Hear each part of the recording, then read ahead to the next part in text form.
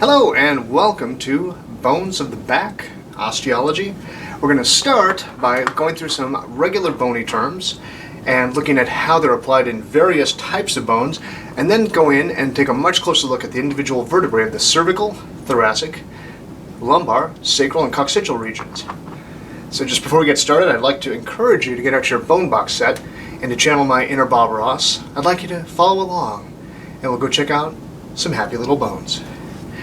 In general, anything projecting off the bone is a bony process. So here we can see a transverse and spinous process off the vertebra.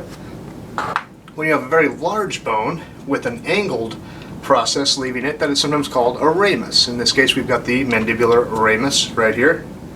The largest bony processes sticking off are on the femur, and these are called the trochanters. The greater and lesser trochanter are quite large and serve as sites for muscle and ligament attachment.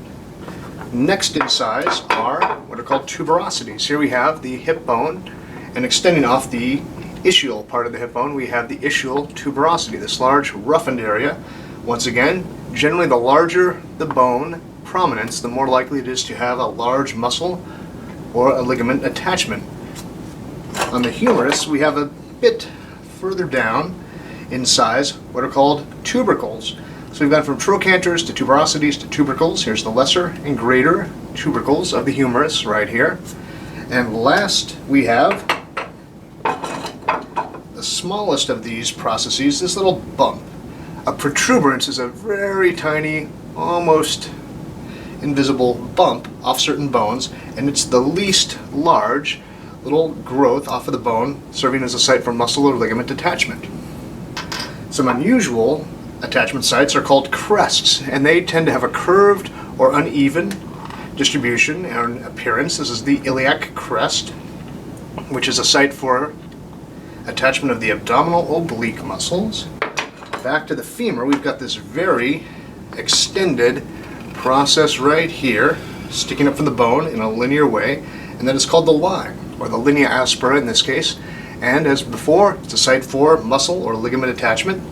And jumping back to the hip bone, if a protuberance or a process comes to a little sharp point, it's often called a spine. And in this case, we have the ischial spine just here. Depressions in bones have a very specific set of names as well. This very shallow one on the shoulder blade is called the glenoid fossa. And a fossa is just a shallow depression. In this case, it's where the humeral head's articulating with the scapula. A very small little hollow spot, such as on the head of the femur here, is called a fovea. So that fovea is just that small little hollow. There we can see it right there, present on the head there. And a linear depression, as we have here between the greater and lesser tubercles, is going to be called a sulcus or a groove. And we have one in between the two tubercles of the humerus just here. When it comes to holes through bones, they're generally called a foramen or foramina, plural. Here we have the very large obturator foramen of the hip bone. We can contrast that with a much smaller foramen transversarii or transverse foramen in a cervical vertebra, just there. So any hole going right through the bone tends to be called a foramen. When we talk about very large and lengthy holes through bone, such as in the skull, we are going to call those a meatus or a canal. Here we can see the external auditory meatus or canal. A long extended cleft through bone is going to be called a fissure. And here we can see the inferior and superior orbital fissures. So that is going to be a long extended hole through a bone. And a hole within a bone could be either an air sinus or a chamber containing marrow. So a marrow cavity is a hole in bone containing fat and hematopoietic cells, and a sinus tends to be an air-filled chamber within the bone. When we discuss the nomenclature associated with long bones, in general, we're going to have a head, a large articular process, very proximal, leading to a narrower region called the neck, following into the shaft of that long bone. The shaft continues down and attaches it to the articulatory surfaces at its inferior edge. These are often called condyles, and because of that, the area of bone just above them is called an epicondyle or epicondylar ridge. In this case, we have one round condylar surface for the radius, and over here for the ulna, instead of a smooth, rounded surface, we have a bit of a trench, or a little bit of a divot and a rut in the bone. That sort of an articulation is called a trochlea. Let's take a look at the femur and identify the same features. The head and neck are very obvious in the femur. Then again, we have those trochanters for muscle attachment. And following further down, we have the shaft of the femur all the way to the condyles and its inferior extent. So we have two condyles just there and epicondylar areas just superior to them. The vertebrae vary from region to region, but all of them have certain things in common, with the possible exception of C1 and C2, which will be discussed in the Neuro 1 course when we study the head and neck. Vertebrae have a large weight-bearing vertebral body here, and posterior to that we have what's called the neural arch. So the neural arch protects the spinal cord and associated structures, which will be right here in the spinal canal or vertebral foramen. And the arch is made up of two pedicles here and here, two laminae here and here, and at the point where the left and right lamina meet, we have a large spinous process extending posteriorly, and there it is. At the point where the pedicles meet the lamina, we have a transverse process on each side, as well as a large superior articular process and inferior articular process. On both of these are smooth areas that would normally be covered with hyaline cartilage in a living person. These are the articular facets. So the inferior articular process has an inferior articular facet, and the superior articular process has a smooth superior articular facet. Looking at how these structures interact with each other takes a little bit of doing, and I'd recommend you look at a mounted skeleton or assemble or put close together two vertebrae from your bone box and see how they interact. So here I'm going to start in the lumbar region, just because these are very large bones that are easy to see, and the features of them are correspondingly large. So here we have L2 and L3 vertebra, just here. Between them, in life, there would be an intervertebral disc. So it's gone, because this is just the bones that are left over. But we can see that the inferior articular facet of the L2 vertebra interacts with the superior articular facet of the L3 vertebra. So just keep track that the superior articular process of one vertebra interacts with the inferior articular process of its more superior neighbor. And just play around with that terminology till it makes sense. So the facets, or facet joints, are located where they articulate. These are often called zygapophyseal joints, so be sure to be able to use those terms interchangeably. Here, just posterior to where the intervertebral disc would be, we have a nice round opening, especially in the lumbar area, called the intervertebral foramen. And this is where spinal nerves, which are composed of axons coming and going to the spinal cord, are going to be traveling. So here we have a lot of important structures going to and leaving the spinal cord. The cervical vertebrae contain all the same features of most vertebrae. We have a vertebral body, a neural arch composed of pedicles, laminae, transverse processes, and spinous processes, as well as a superior and inferior articular facet.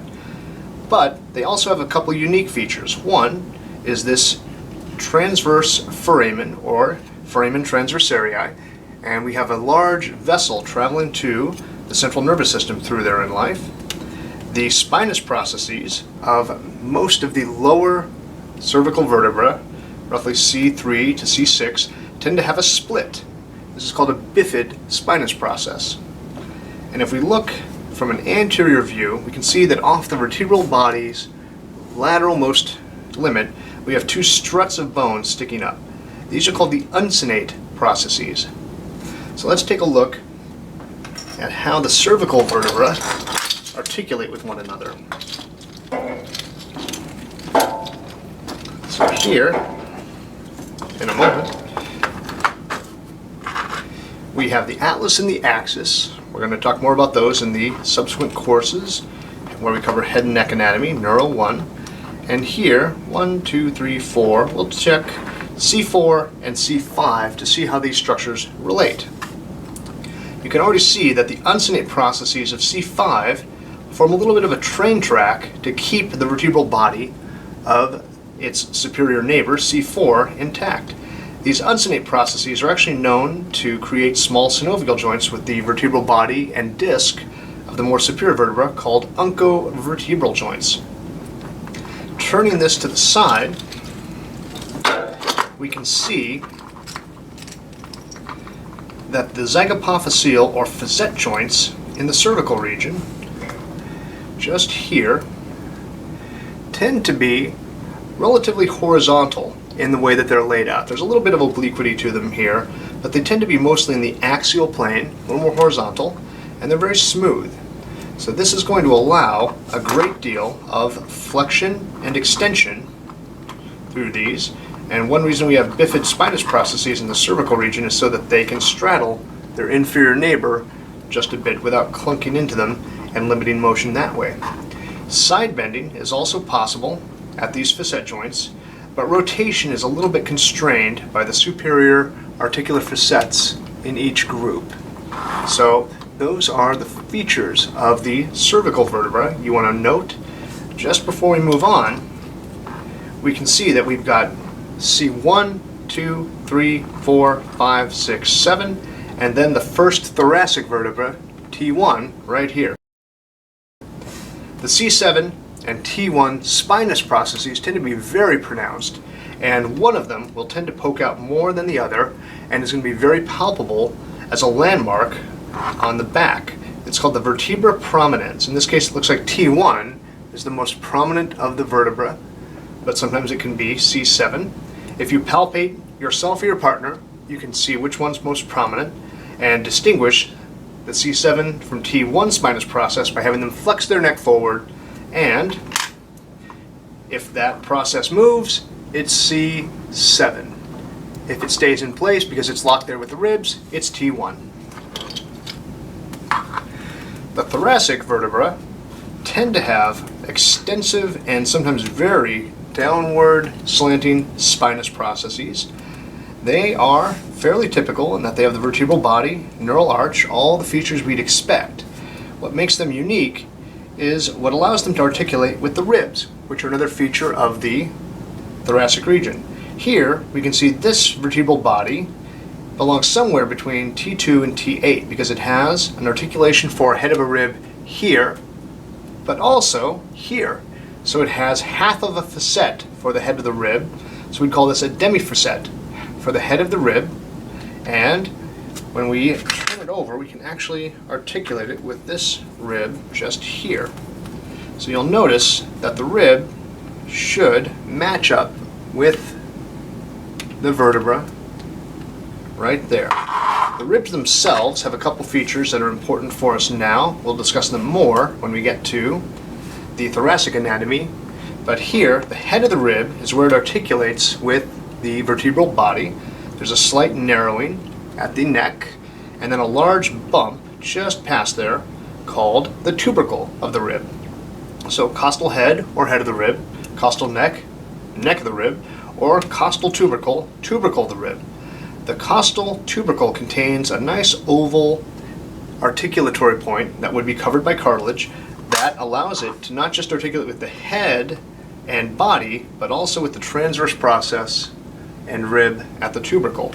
So this articulation is going to meet the rib on its the vertebra on its transverse process just here at the transverse costal facet. That smooth area right there that you should be able to find on your thoracic vertebra. T1 as well as T9, T10, 11, and 12 have all the same features, but they tend to have a single articulation on their vertebral body rather than a split, superior and inferior. There just tends to be one. When that occurs, it is called a facet for the head of the rib. So demifacet is when it's shared, and facet is when it's entirely on one vertebral body in the thoracic region. They still have the transverse costal facet present out on their transverse process, so look for those. And if we look at how the thoracic vertebrae interact with each other, we'll just bring back our articulated column. And the main thing to note here, we'll focus on these two thoracic vertebrae primarily, just here, is that the orientation of their facet joints, their zygapophyseal joints, has changed. Instead of being mostly axial or horizontal, they are now primarily vertical. And because they're flat in this plane, that's called a coronal plane. What this is going to allow is a great deal of motion. If we look just at the facet joint, we should be able to flex quite freely. However, the spinous processes prevent much extension. They run into each other pretty quickly, so flexion is allowed, and a bit of rotation and side bending is also present here. So we'd expect, just looking at these bones, that the thoracic vertebra would be very mobile. But don't forget, we have an entire rib cage connecting these bones to the sternum anteriorly, and that actually winds up being quite a major impediment for free motion of the thoracic vertebra. So the lumbar vertebra have all the same features we'd expect: body, neural arch, pedicle, spinous process, lamina, transverse process, superior and inferior articular facets. The only things I want to draw your attention to that make them very distinct are these bumps just here, lateral to the place connecting the two articular processes. There's a bump projecting posteriorly just here. This is called an accessory process. And then we have the rest of the transverse process extending here. One little fun fact is that embryologically, the vertebral transverse process actually stops right here, and the rest of what we call the transverse process embryologically is really just a stunted rib. But since it looks like a transverse process, that's what we call it. Right here on the superior articular process, there's a small little bump, a little small prominence here. That's going to be called the mammillary process. Both the mammillary process on the superior articular facet and the accessory process here serve as sites for muscle attachment, as do most bony prominences. So now, let's take a look at how the lumbar vertebrae articulate with each other. We'll isolate these two and take a look at how they interact. Just here, we've got the inferior articular process of L3 and the superior articular process of L4. When we put them together, we can see that the superior articular process of L4 actually kind of constrains the inferior articular process of L3. So this allows a bit of flexion and extension in this little trough, but not a huge amount of side bending and even less rotation. So those motions are available, but flexion and extension are the major motion that these facet joints are going to allow in the lumbar region. Here we have the sacrum, and the sacrum consists of 5 fused vertebrae just inferior to the lumbar vertebra. 1, 2, 3, 4, 5. We can see these little transverse ridges or transverse lines marking where the vertebrae were initially separate, but instead of intervertebral discs, they have just fused. Now, in life, the sacrum sits a bit like this. Let's make sure I can get that nicely shown for you. So it tilts at a bit of an angle, like so, making the S1 vertebral body's anterior superior ridge really stick out forward. This is called the promontory of the sacrum, and sometimes the whole area on top can be called the plateau. Here we have the fused transverse processes. These are going to be called the ala, or wing, of the sacrum, and just here we have holes that are allowing the anterior rami of the sacral spinal nerves to exit. These are called anterior sacral foramina.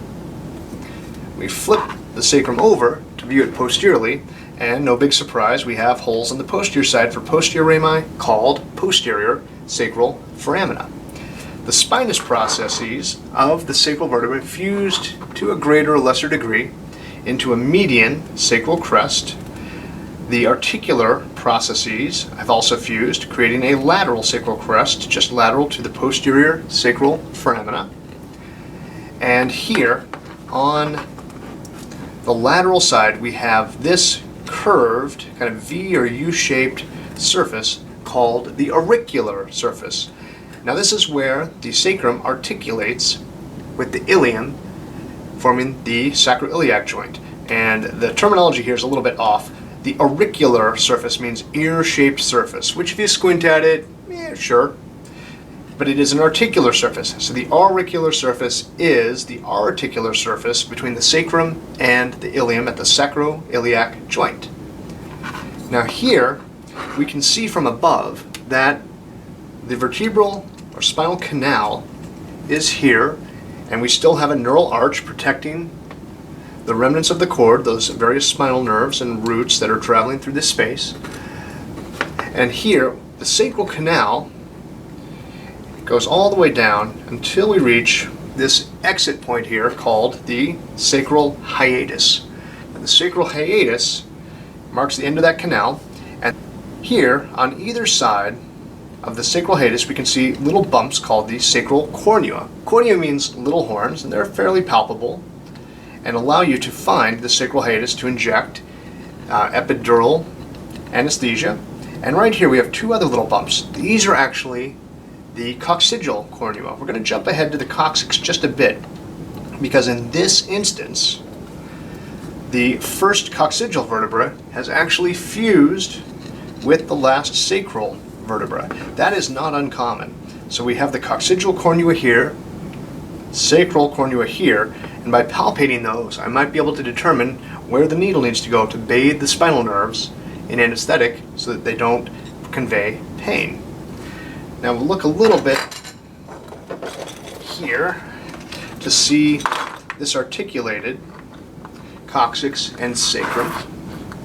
Now here we've got the coccyx just hanging down from the end of the sacrum, and we're going to have between 5 and 3 vertebrae, and the coccyx really just forms the tailbone. It comes to a point called the apex of the coccyx, and it is not biomechanically terribly mobile, but because it serves as an attachment point for a lot of ligaments and muscles, especially in the anal and perineal region, fracture of this bone can be extremely painful and take a long time to recover from.